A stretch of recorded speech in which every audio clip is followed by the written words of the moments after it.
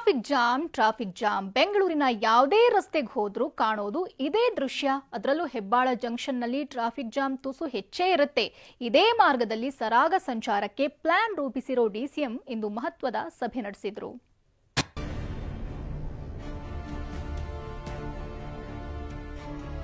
Hebbal junction traffic jam ಕ್ಲಿಯರ್ಗೆ ಹೊಸ plan. Metro ಜೊತೆ ನಿರ್ಮಾಣ ಆಗಲಿದೆ ಟನಲ್ ರೋಡ್.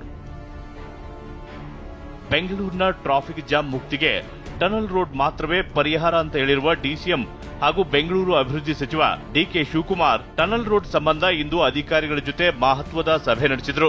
ಏರ್ಪೋರ್ಟ್ಗೂ ಸಂಪರ್ಕ ಕಲ್ಪಿಸುವ ಕಾರಣಕ್ಕೆ ಹೆಬ್ಬಾಳ ಜಂಕ್ಷನ್ನಲ್ಲಿ ಟ್ರಾಫಿಕ್ ಸಮಸ್ಯೆ ಹೆಚ್ಚಾಗ್ತಿದೆ.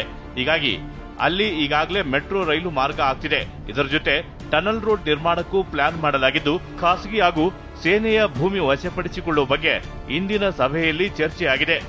ನಾವು ಆ ಜಾಗನ ನಮಗೆ ಮೆಟ್ರೋಗೆ ಬೇಕೇ ಬೇಕು, ಮೆಟ್ರೋಗೂ ಬೇಕು, ಟನಲ್ಗೂ ಬೇಕು. ಅದಕ್ಕೆ ಡಿಸೈನ್ ಅವ್ರಿಗೆಲ್ಲ ಹೇಳಿದೀವಿ, ಎಷ್ಟು ನಮಗೆ ಬೇಕಾಗ್ತದೆ, ಯಾವ ರೀತಿ ಉಪಯೋಗಿಸ್ಕೊಳ್ಬೇಕು ಅಂತ. ಸೊ ಇಬ್ರು ಸೇರಿ ನಮ್ಮ ಟನಲ್ ಅವರು ಮೆಟ್ರೋ ಇಬ್ರು ಸೇರಿ ಒಟ್ಟು ಅವ್ರ ಹತ್ರ ಕೂತ್ಕೊಂಡು ಪ್ಲಾನ್ ಹಾಕಿ ಅಂತ ಹೇಳಿದೀವಿ. ಸೊ ಎಷ್ಟು ಬೇಕು ಅದನ್ನು ನಾವು ತಗೊಳ್ತೀವಿ. ಇನ್ನು 8-10 ದಿನಗಳಲ್ಲೇ ಪ್ಲಾನ್ ಸಿದ್ಧವಾಗಲಿದೆ ಅಂತ ಸಭೆಯಲ್ಲಿ ಭಾಗಿಯಾಗಿದ್ದ ಕೈಗಾರಿಕಾ ಸಚಿವ ಎಂಬಿ ಪಾಟೀಲ್ ಮಾಹಿತಿ ನೀಡಿದರು. ಅದೆಲ್ಲ ವರ್ಕೌಟ್ ಮಾಡ್ತಾರೆ. ಅದಕ್ಕೆ ಹಾದಿಯನ್ನು ಹುಡುಕಾಡಿದ್ದಾರೆ ಉಪಮುಖ್ಯಮಂತ್ರಿಗಳು. ಅವ್ರಿಗೆ ಬಹುತೇಕ ನಾವು ಭೂಮಿ ಪ್ರೈಸ್ ಕೊಡೋದಲ್ಲ, ಅವ್ರಿಗೆ ಎಫ್ಐಆರ್ ಅನ್ನು ಕೊಡ್ತೀವಿ. ಅದು ಉಳಿದಂತ ಲ್ಯಾಂಡ್ ಏನು ಮೆಟ್ರೋ ಮತ್ತು ಟನಲ್ ಬೇಕಾಗುತ್ತೆ ಅದು ಲ್ಯಾಂಡ್ ಪಡ್ಕೊಂಡು ಉಳಿದಂತ ಜಮೀನಿಗೆ ಎಫ್ಐಆರ್ ಅನ್ನು ಕೊಡ್ತದೆ. ಯಾವುದೇ ಹಣದ ಇದು ಆಗೋದಲ್ಲ, ವರ್ಕೌಟ್ ಮಾಡ್ತದ್ರೆ ಪ್ರಿಲಿಮಿನರಿ. ಬಹುಶಃ ಇನ್ನೊಂದು 8 ದಿವಸದಲ್ಲಿ ಒಂದು ಫೈನಲ್ ಆಗಿ ಇದು ಬರ್ತದೆ.